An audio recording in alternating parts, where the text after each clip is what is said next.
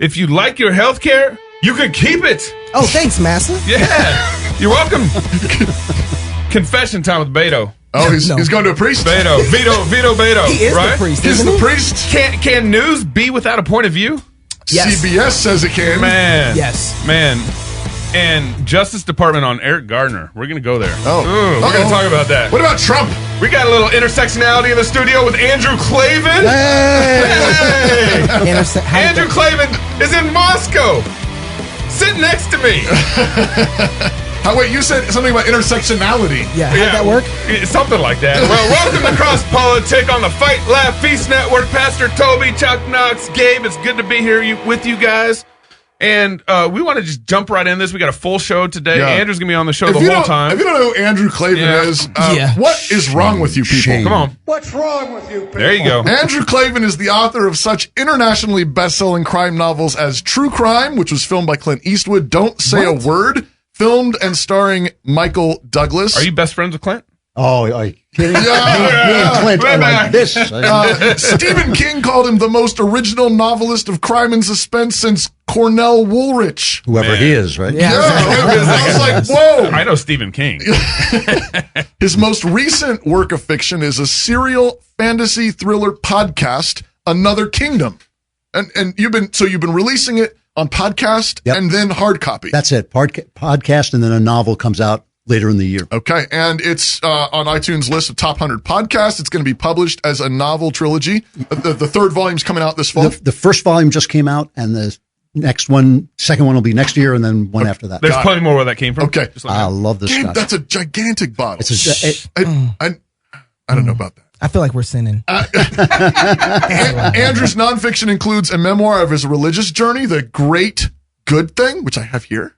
I introduced him today at Called Conference, and I said the good great thing. That was it was one of the worst introductions I had. It was like he'd been sitting with me for an hour. And he hardly knew who I was. I butchered it all, and I got on his Wikipedia. He said, go to the Wikipedia page. And I'm like, this is a bunch of gibberish. And so I just went up and did a bunch of gibberish. Welcome to our life. It is. Andrew also has a book of satire, the Lefties Dictionary. Yeah. Did I pronounce that right? Hard to get.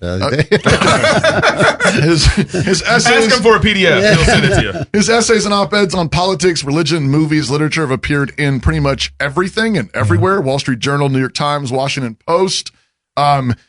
He's also a screenwriter. Yep. Andrew wrote the screenplay to A Shock to the System, which starred Michael Caine, One Missed Call, which starred Edward Burns, and Gosnell. Yep. That's the latest one. The trial of America's biggest serial killer, starring Dean Cain. How's that doing right now? It did okay. You know, it was a non-budget film. It was a film where they raised the money online. Yeah. For that, I thought it looked great, and I think it did really well. And now it's added to his bio. He's now been on CrossPolitic. Yeah. We'll put that in Wikipedia, too. It's Wikipedia. Just type it in there. Right? Actually, it's his second time on CrossPolitic, but this is the first time in studio. Yeah. But he was with us early on. That's right. I don't even know why. We were like, Because I thought it was such a great idea for a show. I didn't know you guys were doing it.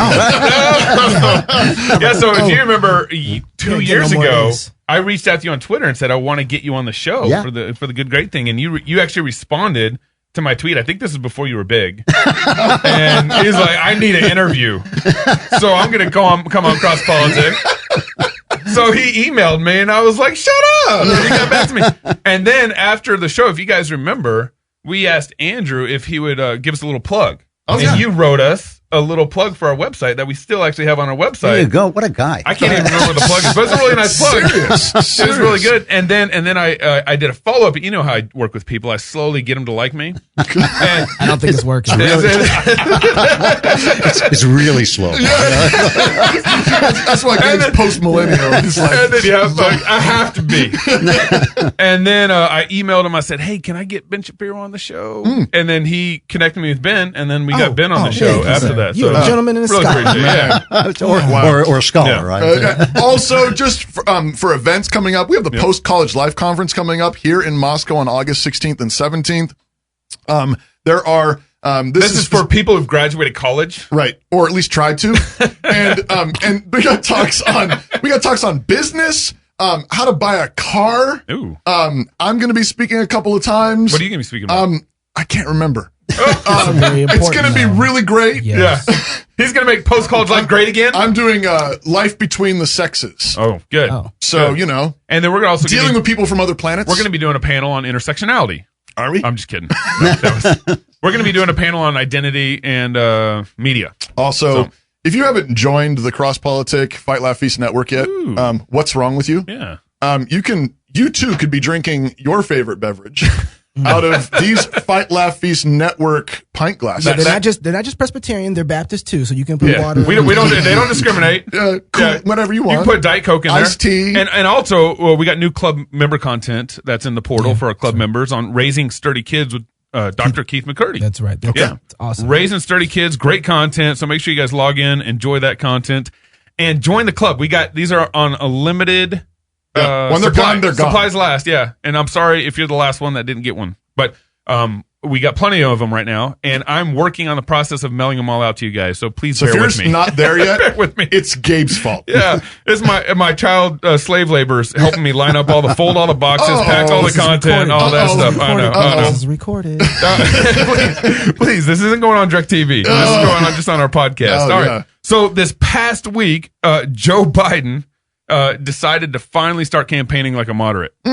If you guys know, like all the progressive leftists have been polling Joe, and Joe's been apologizing left and right for his past legislation that he voted for and put together. He's been apologizing for late relationships that he's had in the past. He used to think that the government shouldn't actually pay for abortions. Yeah, that's right. He was for the Hyde Amendment. He had to reverse that. In 24 hours. Yeah. The one thing I appreciate that he did apologize for was for sniffing other women's hair. I was like, that was the only apology I might agree. I'm not supposed to do that. But he came out this past week defending Obamacare. And he said, if you like your health care, you can keep it. You got to love Joe Biden. Wait. We heard that before, That's the worst defense for Obamacare ever. You remember when President Obama was campaigning for Obamacare, he said, if you like your doctor, you can keep it. How'd that go? No. Didn't work out so well? If you like your car, you can keep it. Oh, thanks, boss. Yeah. Appreciate that. Yeah. How about if you like your slave, can you keep it? Ooh. Gabe. 1857 all over again. Yeah, here we are, Democrats defending whatever. Yeah, Joe Biden.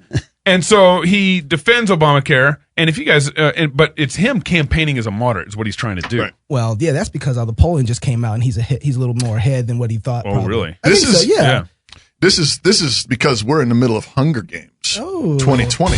It is time to walk away from the politics of the past and towards something totally different. People are lining up for food. That's a good thing. I'm a hugger, I'm a kisser, and I'm a little bit of a sniffer. Raising the minimum wage does not hurt business, it grows business. So f***ing proud of you guys. I am Spartacus. Never fails. Now, Andrew, if you remember that scream, that was Howard Dean. Howard Dean, You remember that? Oh, yeah, ended his career. Exactly right. So for those who've been following us, we every time we bring up the Democratic campaign, the 21, 22, what is it, 20, it's back to 19 now or I don't something? know what it is anymore after them poll numbers. Yeah. Our way of describing it is the Hunger Games. You know, Hunger Games is socialists that need to the last socialist hasn't killed itself and it's standing. Yeah. And Knox put that little stinger together, and every time it just oh man, it's still funny. Actually, it's getting more funny actually as we go along, because you just wait for the certain, yeah, exactly. Yeah. Also, Beto has gone to confession. Yeah, he has. Who are you confessing to? What's Beto's nickname? I said Vito Beto. So we tried to come up with a nickname for each one. Pinko Pete is Pete Buttigieg. Yeah, Commie Harris. Kamala Harris. Yeah. Of course, Pocahontas. That's one just kind of a natural fit there. One. Yeah, that's creepy. We go back between Sleepy and Creepy Biden. Beta O'Rourke. Beta. No. Beta. That's a good one. Reaching. I don't know. Incompetent Inslee. That's the governor over in Washington. That's anyways, turns out he and his wife are descended from slave owners. He did a little op-ed on himself. He was like, I need to confess this before the media finds out. He's like, they're coming for me. He gives a whole new meaning to the Me Too movement. I'm going to Me Too myself. He's just a whole new meaning to it. Wasn't Obama descended from slaveholders? Yeah, I think so. I think so. But I mean, the whole thing. I mean, you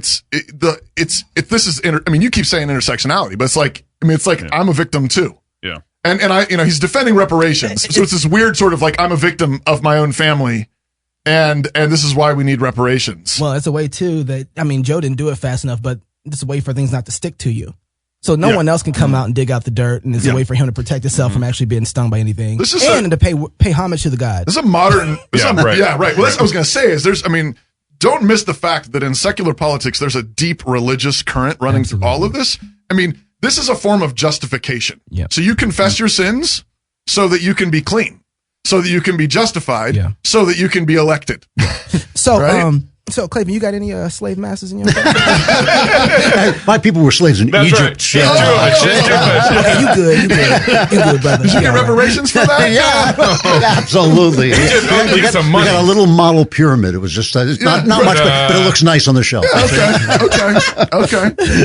Also, CBS News president wants his broadcast to be completely trustworthy and without any point of view. Who said this? This is the president of CBS, Zorinsky. She just hired Nora O'Donnell. Yeah, she's a stone leftist. Yes. Right. That's what it says in my notes.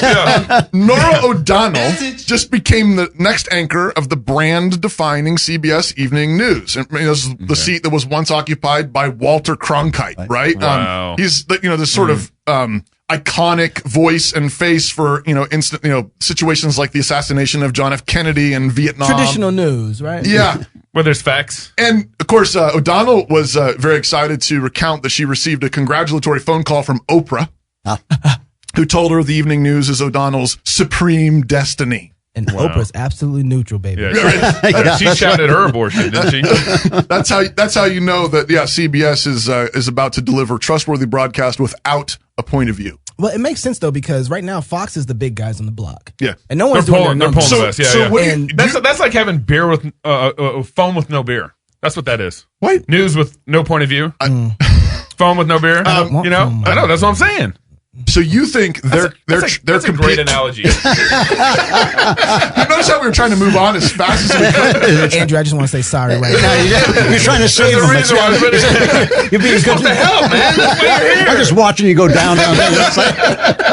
So you think that CBS is trying to is going after Fox? Well, no one else is hitting that category. Everybody's got a form of biased news, but Fox has made you think by their marketing that they're fair and balanced. They talk to everybody and I think for the most part they're trying, but they're definitely slanted. But they've owned the fair and balanced narrative. No one has really owned that narrative like Fox, because Fox has had far many more people on the other side come on to their network, talk about it, and debate them. And it's so they hard. actually have both sides. They really do. And actually, Bill O'Reilly used to have, people wouldn't come on his show because they knew they had to actually give us some sort of standard for why they held their position. Yeah. And he would rip a lot of people apart. And so I think they've owned that throughout the years. And no one's been able to play in that field.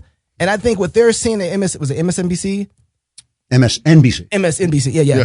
They're trying to say, well, what does it look like to get some of that money? Well, this is CBS. This is actually CBS. That's actually making this right. Oh, I'm sorry, CBS. CBS. But Fox also has the Bret Baier Show, which is the best news show on television. That 1 hour, what is called special report, is the most fair and balanced show. It's not Sean Hannity, who's obviously got a point of view. Yeah. It's not opinion journalism. It's got that panel at the end where people express their opinions, but in a very restricted way. That's great. What's a broadcast without a point of view? Well, it's like foam and no beer. That's exactly what it's like. I wish I thought of that. I know, you were thinking that right there. How do I turn his name? But I think you can be more objective than these guys are being. There is. We used to, when I was a newsman, you made at least two calls, right, left, get the facts. You know, and so you could do that. Where in CBS up till now, and NBC certainly, it's just all leftism. Yeah. Right.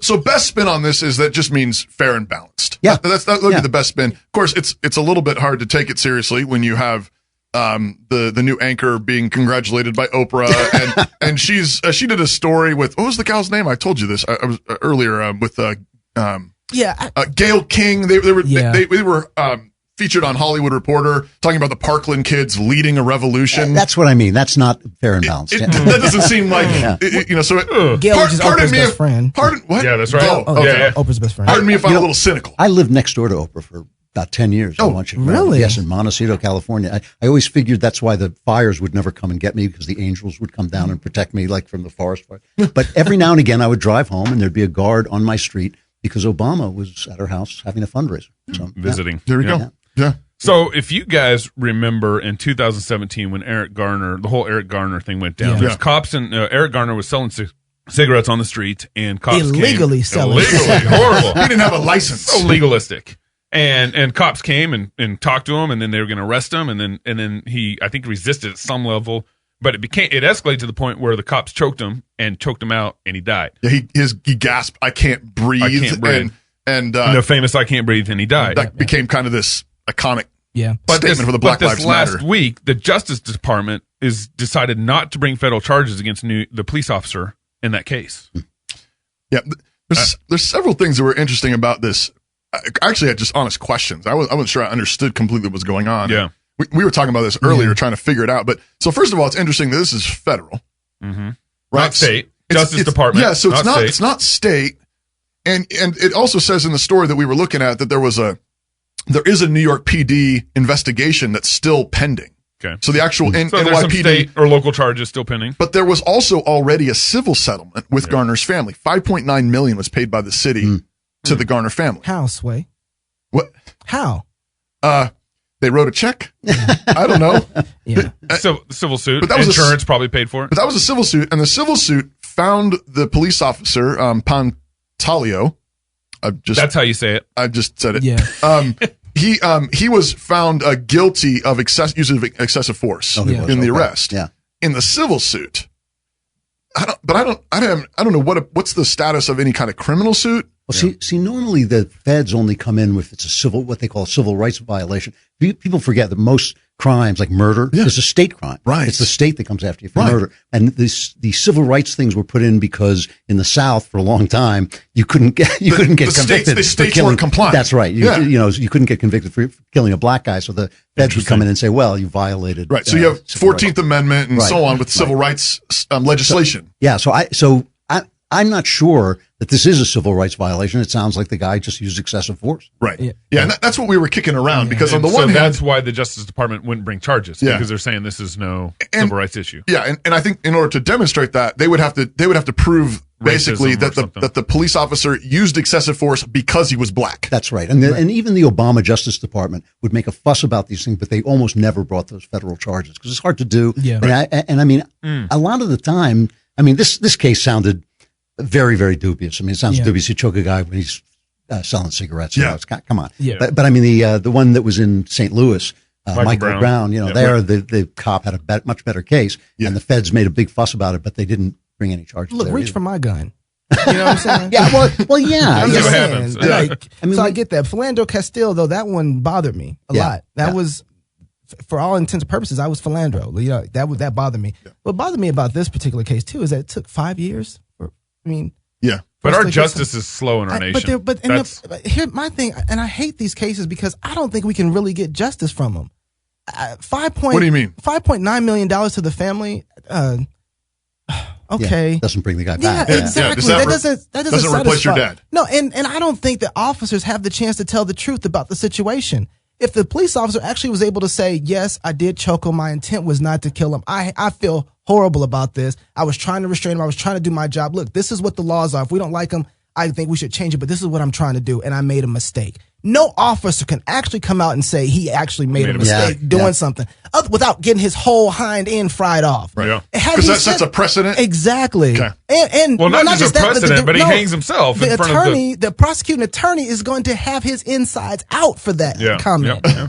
And so he can't actually, no real justice could be done. So if he comes out and tells the truth here, they're not going to meet it with the same amount. It's not going to be eye for eye and tooth for tooth. It's going to be overwhelmingly, now we're going to get justice for all the other 6 black guys that have nothing to do with this case. Right. Because we live in a world that doesn't have a standard of justice. Exactly. And so I feel like, if something really happened here and he was able to make that claim, and we lived in a real justice standard of a world of America, a real biblical standard, a biblical standard of this, then okay, he made that, and his family can say, okay, now what does it look like to show restitution for what you did to him? For someone who made a mistake versus someone who murdered. Let's talk about what that really looks like outside of And historically, this is where first degree, second degree, aggravated homicide, these manslaughter, these distinctions are actually rooted in biblical law. Absolutely. Right? So in the Bible, in the Old Testament, there was distinctions made between somebody who hated his brother in his heart beforehand and killed him. Sure. And then there's an example given of an axe head flying off and it hits somebody. And it said basically, if he didn't hate his brother in his heart beforehand, there's no evidence of first degree murder, basically. Then the guy isn't charged with first degree murder and then has an opportunity to flee to a city of refuge where he can then make his case. That's the root of these. I mean, our law system is rooted in these biblical principles. And by the way, that was actually the original sanctuary cities. Right? That was what they were cities really of refugees. Cities of refugees. Not what they're doing now. That's right. More CrossPolitic when we come back. Andrew Klavan, the show. I want to hear more of what you got to say. You're going to talk now. All right. We let you off easy for that one. More CrossPolitic next. I'm at it. Sitting here enjoying the show. I was kind of enjoying that conversation. All right. Well, the rapture's not happening. The world is not about to come to an end. What do we do now? If everything's going to end in the next 10 years, then what you've done is you've put a set of training wheels on evangelical Christians. I'm not alone in all of this. This isn't an individual. We're not an army of one. There's a community at large here. Jesus bought this city, my nation, my state, with his blood. And so I'm working towards that.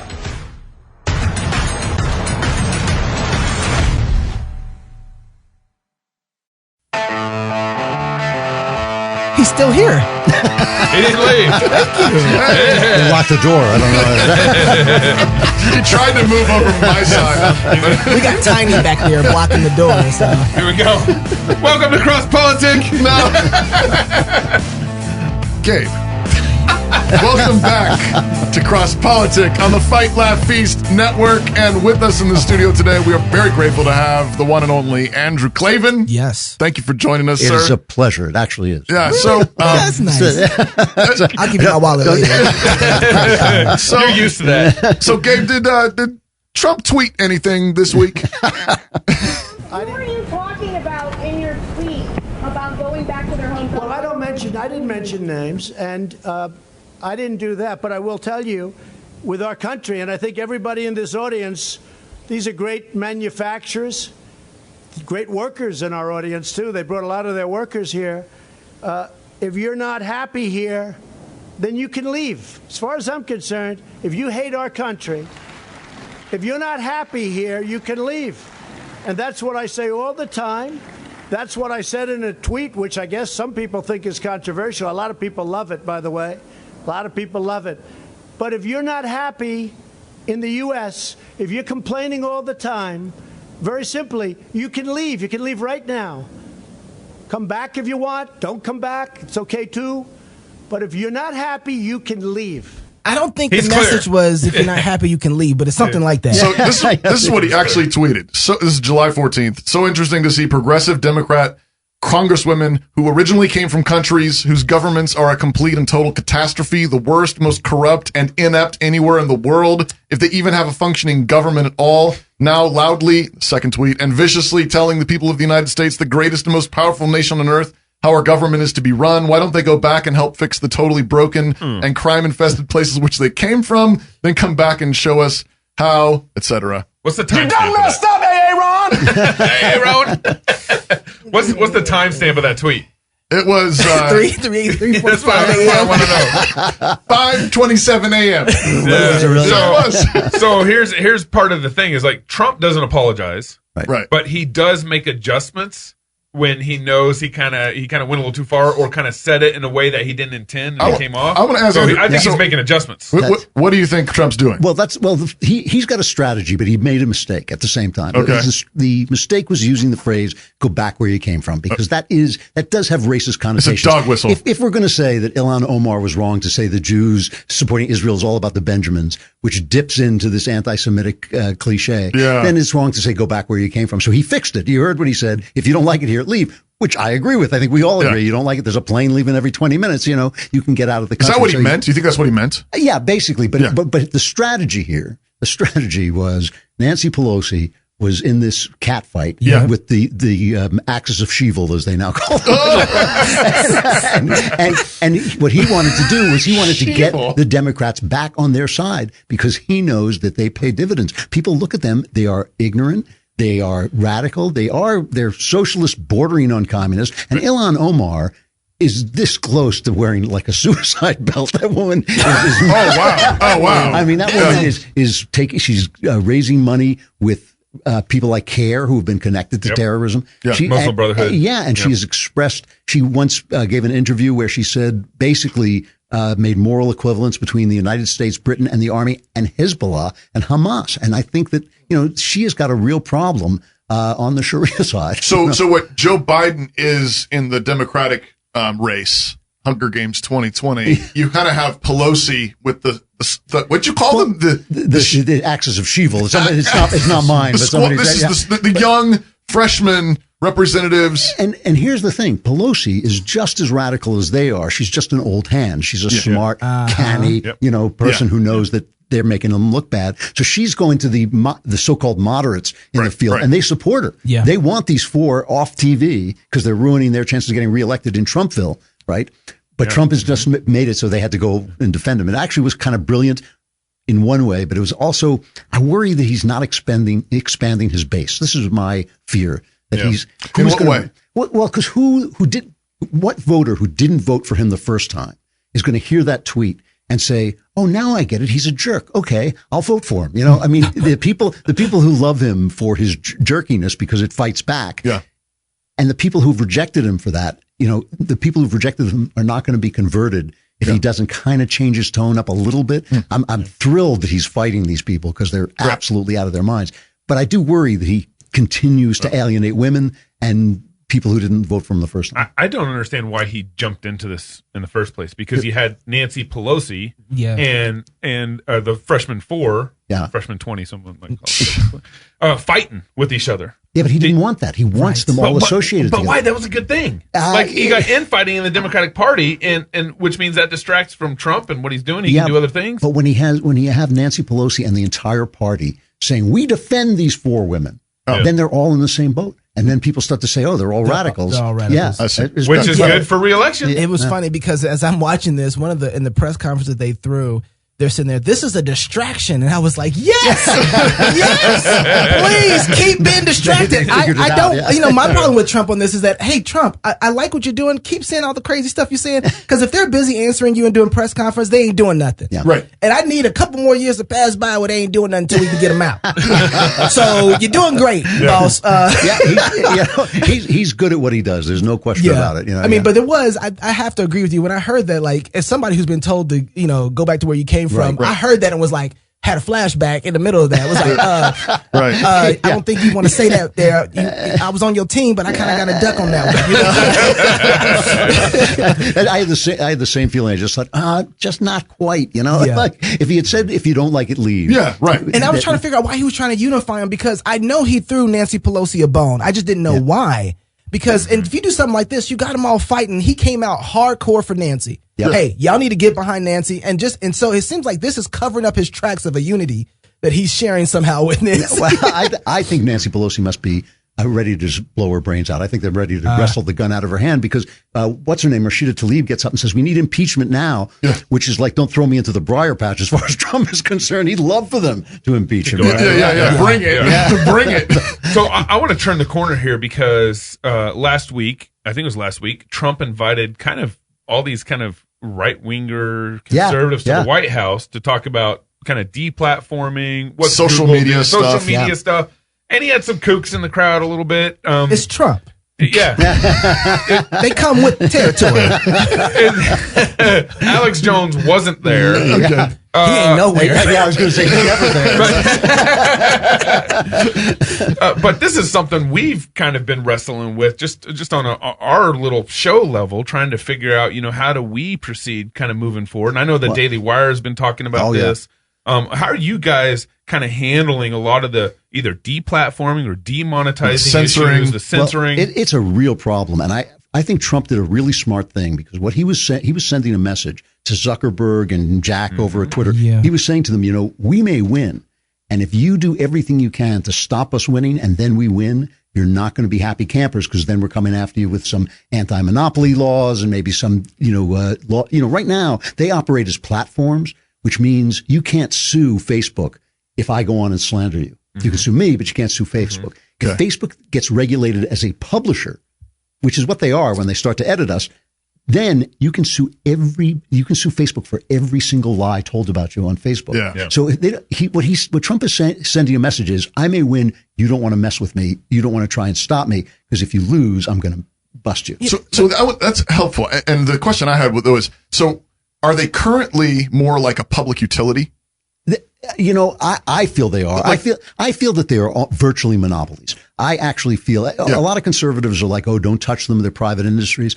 But how do you communicate with somebody without Google? How do you do a search without Google? And if Google is working their algorithms, and they are, so that anytime you search a conservative idea, Snopes comes up and says it's not, and lies and says it's not true. Well, then they are fiddling with the election more than the Russians ever could. There's Yahoo. Yeah, there's Yahoo. There's DuckDuckGo. Yeah, DuckDuckGo is actually pretty good. Yeah. There's a few other. So in one sense, I don't know if it's a monopoly, only because there's a way for somebody who doesn't have, they can still create. Right. I can't go open up an oil company, but I can start a new tech company. Yep. Right? So I feel like in one sense, it's not a full monopoly in that way. I feel like we're just not ready or willing to do what it takes to build something that would compete. Well, then there's the other side to it, that they are regulated as platforms. And again, that indemnifies them against lawsuits for the lies told on. But the whole point about platforms like the phone company, you and I are talking, and the operator says, I don't like what you just said, Knox, you're off. You can't be on the phone. They can't do that. I just had a moment. It's always you. The only thing that scares me about that, and I think I agree with you a little bit on this, is that I don't want to live in a world where that's a reality. Yep. So let's say they swallow the reductio. I don't want to live in that world where, okay, now they're getting pinned up. They can actually be sued. For something you say. I don't want that world to exist. I hear you, but I feel that they need to be frightened into being fair. I didn't think they should have censored Alex Jones. I don't think they should censor anybody. Let it the ideas. I'm not afraid of these guys with their hateful ideas. We can take them. I got to play the race card here. Oh, okay. I'm going to play the libertarian card after you. When I think about this is one of the things that bothers me. What they did with black culture and during the time of the civil rights too was, instead of saying, hey, let's open up a freer market, make the market more free to have competition, which I think we would have been able to compete there. Let's force everybody else to have to let them in. That ruined two things. It ruined the industry, that's a good and point, it ruined man. the people. Yeah. And so that to me seems like, well, if we force this, instead of saying, hey, let's not threaten them. Let's make it so that we can make other tech companies thrive. How do we do that? This is like Clarence Thomas when he got out of Harvard, I think it was, put on his diploma, he put 5 cents on it because that's what it was worth after affirmative action, because nobody believed that he was brilliant enough to get through Harvard, which he clearly was. He would have gotten through Harvard any day of the week. So, it kind of ruined. Are you here because of your skill and your talent? Exactly. Or are you here because the government said you had to be let in? I'm here because there's only 200 black people in Idaho. And they let you in.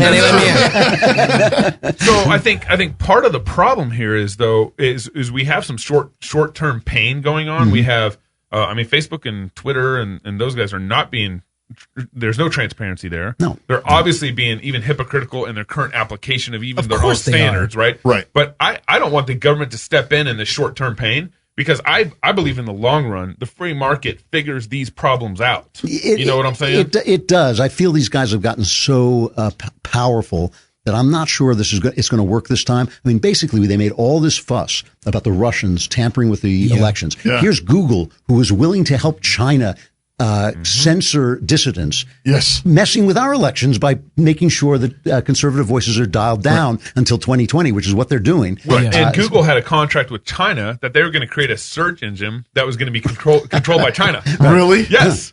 Which is going to be controlled by the Chinese government. That's because they want in China, though. That's right. Exactly. There's a billion people in China. I get the play. Yeah. But their slogan used to be "Don't be evil," and they just dropped the "don't." They just say, more condensed. But part of this too, I think, is punishment for conservatives for getting this field.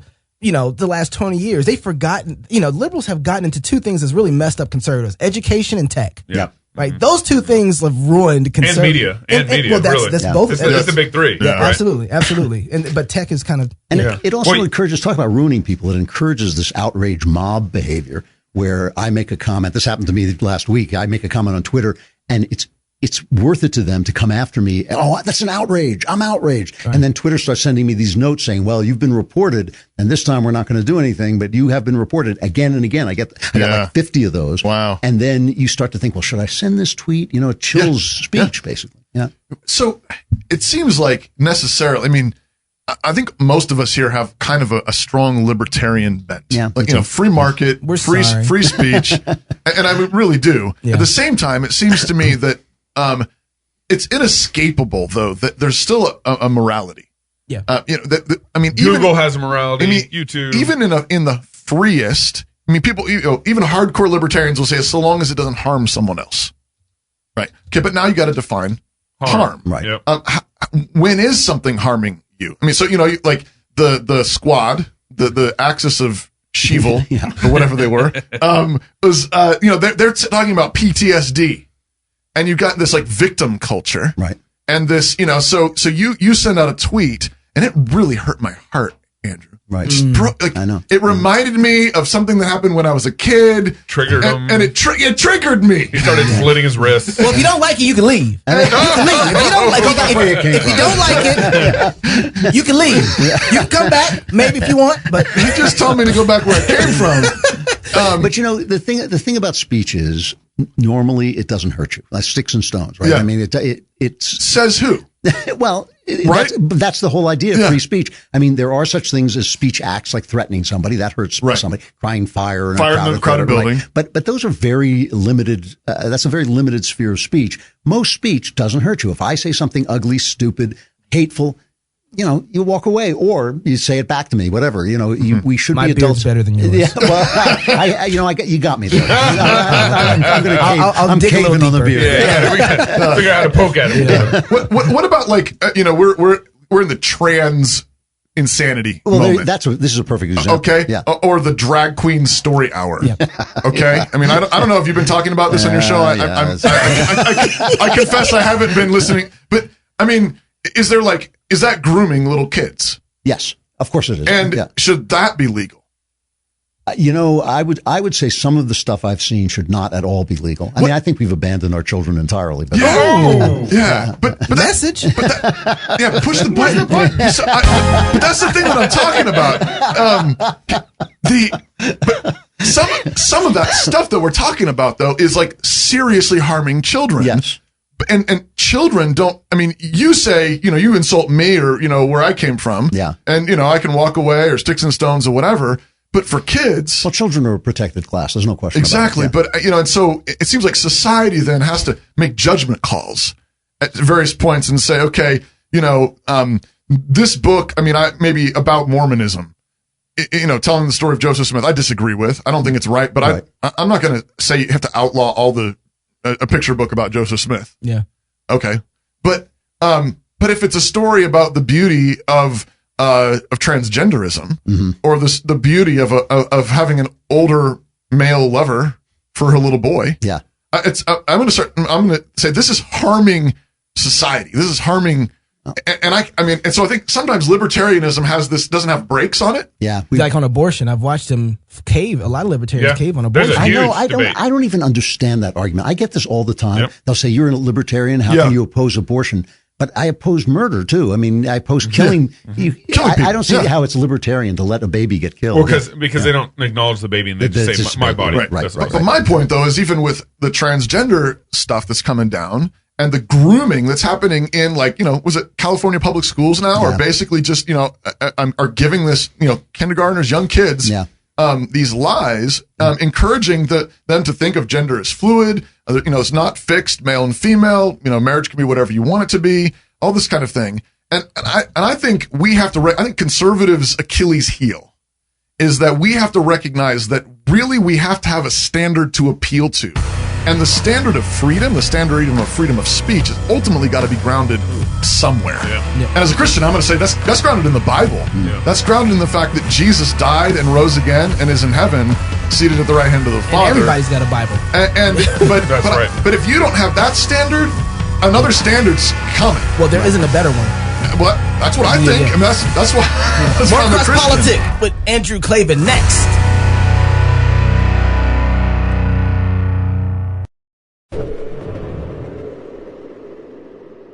Worship is not our idea of trying to please a benevolent being.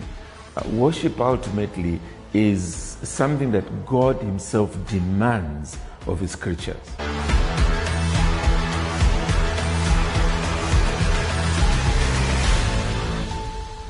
Join us this January as we will enjoy fellowship, spiritual growth, and the worship of God at the 2020 G3 Conference. For information and reservations, visit g3conference.com. I'm telling you. Yes, I do. Andrew, thank you. Thank you for being here. Seriously. It's a real pleasure. Seriously. We're wearing him out. They say he's already spoken twice this morning. I hope so. He's got another panel tonight. Welcome back to CrossPolitic on the Fight Laugh Feast Network. If you're not a member, what's wrong with you people? Real. And with us in the studio, we are so grateful to have Andrew Klavan. Thank you for putting up with us. And especially thank you for putting up with Gabe. That was a little tough. He's grown gray beard since we've been hanging out. I was 27 when I got here. All right. I'm gonna start off. I want to read you guys something. Okay. A little story time. I picked up this from an article in Front Page Magazine by Mallory Millett. Now, Andrew, do you know who Kate Millett is? Yes, I know who Mallory. I know Mallory quite well, actually. Do you know Mallory? Yeah. Okay, so maybe you're familiar with the story. On September 1st, 2014, Mallory Millett wrote this in an article from Front Page Mag. Quote, "It was 1969. Kate, her sister, invited me to join her for a gathering at the home of her friend, Lila Karp. They called the assemblage a, quote, consciousness-raising group, unquote. A typical communist exercise, something practiced in Maoist China. We gathered at a large table as the chairperson opened the meeting with a back-and-forth recitation, like a litany, a type of prayer done in Catholic Church. But now it was Marxism, the church of the left, mimicking religious practice." And so now she reports what they were saying back and forth. "Why are we here today?" she asked. "To make revolution," they answered. "What kind of revolution?" she replied. "The cultural revolution," they chanted. Oh. "And how do we make cultural revolution?" she demanded. "By destroying the American family," they answered. "How do we destroy the family?" she came back. "By destroying the American patriarch," they cried exuberantly. "How do we destroy the American patriarch?" she replied. "By taking away his power." "How do we do that?" "By destroying monogamy," they shouted. "How do we destroy monogamy?" And this is Mallory commenting. She says, "Their answer left me dumbstruck, breathless, disbelieving my ears. Was I on planet Earth? Who were these people?" And their answer was, "By promoting promiscuity, eroticism, prostitution, and homosexuality," they resounded. Then they proceeded with a long discussion on how to advance these goals by establishing the National Organization of Women, NOW. It was clear they desired nothing less than the utter deconstruction of Western society. The upshot was that the only way to do this was to, quote, invade every American institution. Everyone must be permeated with, quote, the revolution. The media, the educational system, universities, high schools, K through 12, school boards, etc. Then the judiciary, the legislatures, the executive branches, and even the library system. Wow. That's heavy. And so my question, this is all leading up to a question is, so did they succeed? Oh, yeah. I mean, no, I think this is what I've been yelling at conservatives about for 15 years, to blank looks mostly. Yeah.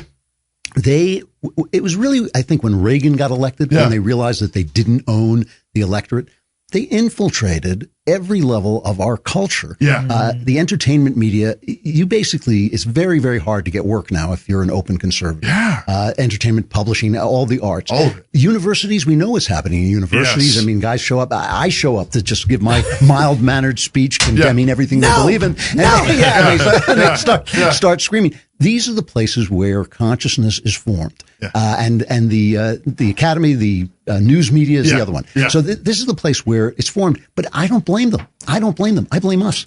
I mean, why wouldn't you do that if that's what you believe? If you believe that the American family should be destroyed, if you believe that American capitalism, freedom should be destroyed, why wouldn't you infiltrate the culture? The question is, why did we let it happen, and why don't we fight back? And this is the thing that just drives me up the wall. When I would first walk out and do this, I would make these speeches and I would look at people, and I used to tell my wife it was like trying to explain to her that when you buy something on sale, it still costs money. You know, when I say that to my wife, she looks at me like, you're very cute, but I have no idea what you're talking about. You know? And that's the way they would look at me. Like, we like you. You're cool. You're from Hollywood. Yeah. But what do you mean? You know, isn't it about the 125th district in Ohio? Andrew Breitbart, this was his whole thing, you know, and I would call him up and complain, and he would just laugh and say, hey, this is my world, man, you know, because they spend all this money. It's like, if we don't win this district in Ohio, the Constitution is toast. And you think, yeah, start a movie company. You know, every woman's magazine, woman's magazine. Where's his organ? Keep going. No, every woman's magazine, every comedy show, right? I mean, comedy shapes people, especially young people. They love comedy. Absolutely. You know, two of my favorite comedians, a guy named Bill Burr, I think he is, Ricky Gervais. They're hilarious. They're both atheists. I was watching them thinking, boy, I can write jokes like that were pro-God, but you know who wouldn't laugh at them? Christians. because Christians think you're being offensive if you laugh with God, you know. Well, Christians were the first snowfles. And then I think there's something fair to that. I do. So I want to push this. I mean, you're preaching to the choir, man. And I think you're right. I think snowflakes. That was really good. Yeah. Can we get that like on a t-shirt or something? Christians were the original snowflakes. A beer fluff joke. Yeah, seriously. And Jesus said, you're the light of the world, right? He said, you're the salt of the earth. Yeah. And if the salt loses its savor, it's good for nothing. Yeah. To be cast out and trampled by men. And so, and I want to add, this is just a passing comment. Let's not go here, but we've been in fights within the PCA, within the Southern Baptist circles, where we get chided for trying to tell the truth and rebuke brothers who are in serious sin. Right. With Pastor Greg Johnson and so forth. Because these guys, they just don't want to hear the truth. Right. I got called before I came here by a Christian news outlet. Yes. And they said to me, you know, you wrote the Gosnell film. There's profanity in that film. Yeah. But there's a guy cutting babies' throats in that film, buddy. There's profanity. Yeah. Seriously. And actually, the interview, the thing that I wanted to get to on all this is, so the one thing, you're preaching. Yeah. And I'm like, yes, and we're playing the organ and we're all there. And then I hear this thing about the homosexuality. Yep. And Andrew. I know. And so my head is like kind of popping here. Yeah.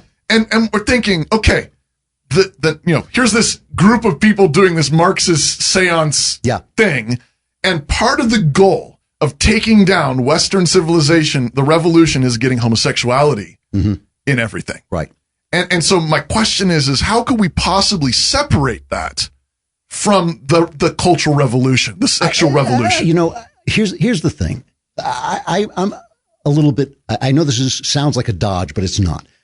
I don't even understand why I'm supposed to care if another person is gay. If another person is gay and in a relationship with somebody he loves and all this, I don't understand why that's my business. I feel like I have so much sin on my heart that I'm trying to churn out and get rid of and hand over that I don't know why I'm supposed to talk to him about that, because I don't know what he's doing that hurts him or me. But what if you knew that it was hurting him?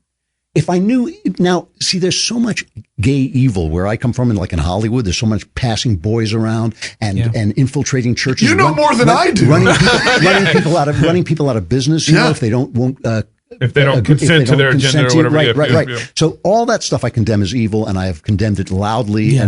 But I can't help but wonder if somebody comes to you and says, "Look, I'm a gay person who is in love with this other person," and you cast them out of the church. Where do they go? Where have you sent them? Yeah. I mean, so I'm a pastor, and somebody comes to me and says, I have these deep feelings. I'm attracted. Wait, let me make it hard on myself here. Yes. I'm talking about a guy who says, I am not repentant. I take joy in this romantic relationship. Yeah. Well, and so what I was going to say is, I mean, the step isn't, Jesus doesn't say, if you see your brother in sin, cast him out. It doesn't go from 0 to 60. It doesn't go from, so Matthew 18 is a passage where Jesus actually says, tells us how to deal with our brothers in sin. Can I ask you something? Yeah. Doesn't he say in that, if he sins against you, isn't that what it says? That's where it starts. That's what but I think it also says, if you see your brother sinning, this is in Luke, it says, if you see your brother sinning, rebuke him so that he will repent. Leviticus 5 too deals with that. And I think this is, loving your neighbor as yourself. I mean, this is, I think common sense. I mean, if you see your friend, doing something dangerous, like voting Democrat. Well, so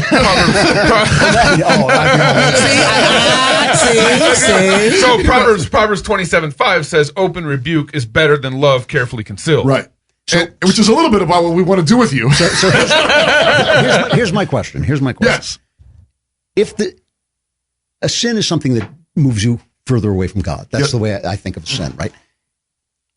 I've never committed a homosexual act. Like, it's not my thing, So I have no idea whether a person in that loving relationship is actually moving further away from God or is moving toward God from where he's been. What about a pedophile? Obviously abusing somebody. It's obvious abuse. Yeah. Consensual. But you've never. No, because a child can't. But here's my point. So you've never experienced those things either. Right. But you can look at it and you can say, that's definitely moving somebody further away from God. And you're saying because of the harm. Because of the harm, sure. Right. But what if sodomy, anal intercourse? Yeah. I mean, y'all, Aaron, this is Andrew Klavan's show, so it's triggered. I mean, trigger warning. I'm sorry if there were kids watching. Don't do that. But triggered. But it's a scientific fact that disease is the rates of disease are spiked on sodomites. Right. The experience, all the earlier death, earlier higher suicide rates, and the disease and the amount of rectal cancer and all that kind of stuff. But let's So let me respond to the question with a question. Yeah. This person we already say this person is in a loving, committed, long-term consensual relationship, right? Well, I wouldn't agree with that. You wouldn't agree with that? No, because I would define it as loving. Yeah. Because how the Bible talks about love is when you're in sin, that's not love. So, however, God's what defines. All right, well, let's call it a romantic relationship. Okay. This is because the whole thing about gay people that I really believe is true is that they have feelings of romance toward people of the same sex, and that romance is one of the great consolations of life, right? So, I mean, sure. So somebody who has a romantic feelings to someone of the same sex is really different from me in kind. Yeah. That is different from me in kind, because if I had every minute I've spent thinking about women back, I'd be 27 years old. But you know that our romantic feelings are not always right. No, but let's say you've got some person and they're in this romantic relationship, and let's say it lasts forever. It lasts their whole life. Sure. And I've seen this before. And they come to you and you like say, once? no, come on.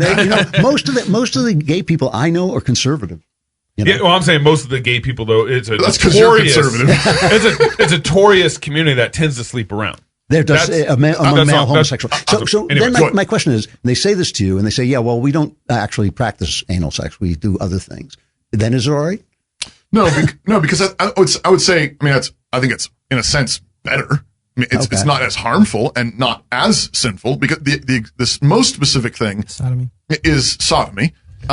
And so the law of God specifically says that you shall not lie with another man as a man lies with a woman. And that's an abomination. And in 1 Corinthians 6, Paul says, but he lists two actual words. One is sodomite or homosexual. The other is malakoi, which can mean the passive partner in sodomy, but it can also just mean effeminate. Right. And so the thing that I would push on in a situation like that is I would say as a pastor, now, in the beginning, God created man and woman, male and female. Yep. That's what God created for human flourishing. There's no question that the male and female relationship is at the center of human life. Yeah. And so my point though is that men though have an assignment from God by their biology to live as men. So when God created a man, he said, I know you, I made you, and I know what you're for. You're to be a man in this world. right, and not a woman, and not pretend to be a woman, not to be soft, not to even be effeminate. Yeah. But now, see, this is what bothers me, because I bring agree it. with It's you. all right. Bring it. Now, part of this is a much longer conversation that we don't have time for now about the way we read Scripture. Yeah. We read it differently, sure, and that's unfortunate because it makes it harder for us to communicate. Yeah. But let's just agree that looking at the book of life, never mind the book of Scripture, that obviously what you're talking about is the what's the word I'm looking for? The patent of life, the pattern, template of life. Okay. This is the center of life. But life is very varied, and there are plenty of people, great people, who live outside that center. And my question is, when do we say that just being outside that center is evil? If a guy is a little bit fey and he's not necessarily Schwarzenegger, do we suddenly say, oh, this guy is evil? No, we say, he's a little bit, he's not a Superman, but what if he's transgender? Is he still outside that in a comfortable realm? My feeling about transgender people is, again, a kind of sense of indifference. What I'm opposed to with transgender people is they're insisting that we look at them as what they are not, because that is just falsehood, and that is wrong. See, what I would add to that, though, is that they're also mutilating their bodies. Well, as somebody who's actually mutilated. But I was talking about somebody who dresses up. Just cross-dresser. My feeling about that is, look, I think it's sad and I think it's painful, and I feel bad for the person because I don't think there's a lot of happiness in there. But that's not my experience of a lot of gay couples. A lot of gay couples seem to be very happy and content within themselves. And I'll tell you something else. I suspect that they are not as happy as heterosexuals, but they're not heterosexual. Yeah, but I think they are. Jesse, I don't think you can support that. Why do you say that, Toby? Because God created male and female. Right. That's the bottom line. And so there's not 3 sexes, there's not 4 sexes, there's not 7 sexes. There's 2 sexes, male and female. And that male assignment from God or female assignment from God, I mean, it's like, not to be too crass, but it's like, a plug-in. You have a male and a female plug. Sure. And I know that, people think that's, man, you must be a redneck, but no, of course. I'm just looking at nature, and I'm saying this is what God made. He made male and female, and your options are get married as a heterosexual couple or be single and chaste.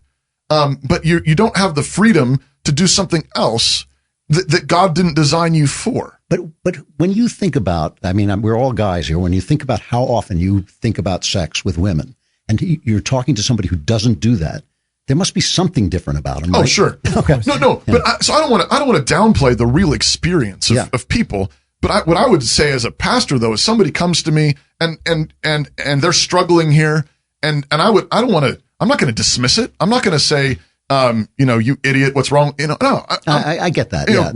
Because I understand that Christ died for these sins, and so I trust that the gospel is for this. And that goes, and you think about, people's predispositions, people tend to be predisposed to alcoholism. If their parents were alcoholics or if it's in the family, people, I'm Irish, so I'm probably predisposed to being angry or something. I don't know. Promiscuity. Serious. But I'm descended from Adam. So do I have a lust problem? Descendants of Adam are tempted to sin in all kinds of ways. And that sin, the doctrine of original sin, which means that I didn't do anything. I was born in Adam in sin. Right. Which means I was born predisposed to all kinds of sins. Right. Yeah. And I'm still guilty. But the gospel, of course, is that Jesus died to set me free. So that I don't have to be slaves to that anymore. Yeah. But when you're a slave to sin, it's all that you know. And so, being, if a heterosexual, lust monkey, it's all you know. And why do we have pornography all over the place? Why do we have strip clubs all over the place? Because people are lustful, and it feels good, feels right, feels fulfilling. They think they're happy. They think that's what they're made for. That's not good for society. But that's not good for them. It's not good for society. Yeah. And as a preacher of the gospel, I want to come to them and say, this is not what God made you for. I want to do that with compassion. I want to do that with patience. So if these two people, I think it's not fair to define their experience away. I don't think it's fair if they come to you and say, we're in love and we have been in love for 30 years and we're together and we're happy, to say, well, that's not love. Because obviously love is one of those things that is created in the heart of the person having the experience. But I also want to argue that love has an objective reality to it and not just a subjective reality. I agree, but it's an objective reality that is created by the subjective. There are such things as experiences that are created by the person feeling them, right? If you can't have objective love that nobody feels. Yeah, but I mean, But I'm saying love is not just a feeling either. Love is sacrifice. Love is kind. Love is patience. Sure. Love is self-control. Right? There's some love does no wrong. There's some objective truth around it. It is, and inside there might be some feelings that you can experience within love, but it's defined by God's word, because then if we just leave it just to feelings, you know that culture goes. No. But what I'm saying is that what you just described is perceived by the person, right? In other words, we don't when God says love your neighbor, you can't just love your neighbor. You can do all those things, but you learn to love the thing that you said a minute ago that I just want to come back to is I don't want to define away experience either, but so there's a sense in which I want to recognize what people have experienced and I want to take them where they are, because I believe that's what Jesus does. That's right. Jesus, Pastor Doug Wilson likes to say that God takes us where we are, not where we should have been. That's right. Which is really, but this is the thing. This is true of all of us. And the gospel comes and interrupts all of our experiences. The gospel comes to all of us and says, who you thought you were is a lie. Yes, sir. Because outside of Christ, we think we're awesome, cool, great, and we're depressed, and we're angry, and we got all kinds of confusion. And we're on medication. And all this stuff, right? We got all kinds of brokenness, but fundamentally, we're at odds with God. And we've defined our world. We've created a world around that rebellion against God. We were objects of wrath. Uh-huh. Right? We hated God. Paul says that when we were enemies of God, Christ died for us. And so the gospel actually, in a sense, dismisses all our self-definitions. You know, you thought you were cool. You thought you were good looking. You thought you were successful. You thought you were a great husband. You thought you were a great father. And the gospel comes and shows you your sin, and you look down in your heart and you say, it's full of maggots. Right.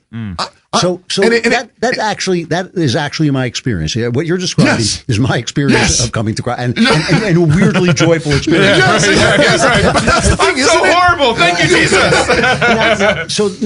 But again, a gay guy comes to me and he says, and remember, I really believe strongly in judge not lest you be judged, meaning do not judge another person's relationship to God. It doesn't mean you can't say you're doing something wrong, because obviously if you're holding up banks, you're doing something wrong. Yeah. But it does mean you can't judge another person's relationship to God. So the gay guy comes to me and he's in this long-term committed, loving relationship or romantic relationship. And he says, yes, all that happened to me. And yet God has not said to me, I tell gay people the same thing I tell straight people. Take your sex life to God. You know, I tell them all. I tell them all. I said, if God says to you, no, this is not what I want, and He will talk to you. He will tell you, do not do it. I will say this to straight people and gay people. But when they come to me and say, no, that's not what's happening. Where is the space for me? Where is there a space for me to act? Two things. Matthew chapter 7, where you quoted, "Judge not lest you be judged," is talking about hypocritical judgment and saying, "For the same judgment you will get for judging these others." Okay, so judge not lest you be judged, and it's talking about hypocritical judgment. Secondly, with the measure you use, it would be judged back to you. That's what I was trying to finish it. Thank you.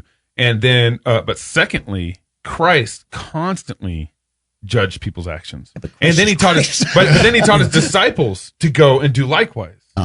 And then that's why you see Paul lambasting the Galatians for going after another gospel.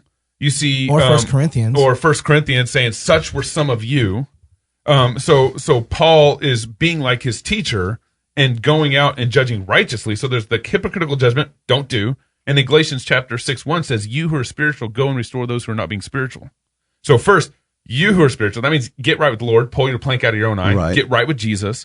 And if you who are spiritual, go and restore those who are not being spiritual. And so that's just part of the Christian life. I think and that's the only way we can actually really preach the gospel, is to be able to judge righteously. But I think ultimately the answer to your question though is Scripture, is Bible. And you mentioned earlier we've got different views on how to read the Bible. Yes. But I think it's striking. Again, I go back to my original question because I'm thinking, man, Klavan is like, he's this Navy SEAL. He's like Rocky and Rambo like he's all these things about Western civilization, right? The good of Western civilization, which was built on an understanding that Scripture is the Word of God. Yep. And all the way up to, basically, in the last couple of decades, there were anti-sodomy laws on the books. Yeah. Why? Because of Leviticus. Well, and it was bad. Yeah. Right. Because of Paul, what Paul says in 1 Corinthians. But I remember when those laws were overturned. Yeah. And I actually thought that it probably wasn't constitutional to overturn them. I actually thought the states probably had the right to do that. But do you actually want to live in a world in which the police kick down the doors of gay people and arrest them? Because I grew up in a world in which a cop could walk into a gay bar, wait to be approached, and then arrest the guy who approached them. I don't know, man. I don't see where that is. What I would argue for is the you have to have a warrant. I mean, all the normal limits of law. Yeah. But when you ask me, do I want to live in a world like that? I'm thinking a world where there's transgender story hour, a world where little boys are being groomed, a world where the sex trafficking is happening the way it's happening.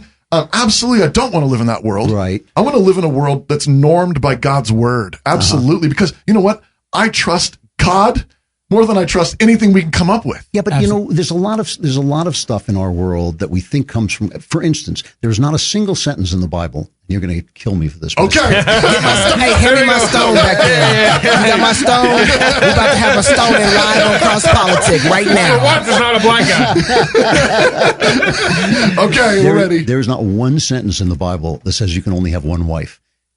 I think it's in Timothy, he says that a bishop should have one wife, which suggests that everybody else had more. Ephesians 5. And Deuteronomy says that a king can't multiply wives, and you have Genesis 1, and Jesus quotes Genesis 1 in Mark 10, talking about divorce. In Matthew 19. So there's a clear norm, but I actually agree with you, and I don't have a problem with saying that in some polygamy is preferable. Well, to other alternatives. Are you sure you want your wife hearing you using that form of argumentation? I just said. I think polygamy is inherently abusive. Absolutely, and I believe it's contrary to Christ and the church. I think it's contrary to God's way. I don't think it's God's best. Yeah. In Exodus 21, Moses gives a law actually that says that if a man takes a second wife. So he's just dealing with his culture where polygamy is just mainstream. And he says, but if a husband takes a second wife and he diminishes the food, clothing, or marriage rights, sexual rights of the first wife is free to go. Which, all the people out there that are like Moses is misogynist, like read Exodus. Yeah. Seriously. I mean, that's better than you can get actually from the Supreme Court. We can't get anything good. But here's the thing: is that Jesus came to take one bride, and we're called to imitate Christ and take one bride. Again, an interpretation, but it's not an interpretation. It's what it says in Ephesians 5. That's just Ephesians 5. We didn't even stone him yet. No, but that's okay. After the show, we just can't put that on camera. Go out and get stoned. I think Andrew's groupies are going to come after us now. Andrew, you were doing so good, and then you just got a chicken. We're going to keep working. We're going to work on you, brother. I'm going to send you some stuff. If you're single, get married. If you're married, have kids. And if you have kids, go baptize them. Until next week, love God. Oh, actually, until Sunday. Yeah. Love God with all your heart, soul, mind, and strength. Love your neighbor as yourself. Go fight, laugh, and feast. This is CrossPolitic. Amen. Thanks, Andrew. That was a real pleasure. That was really fun.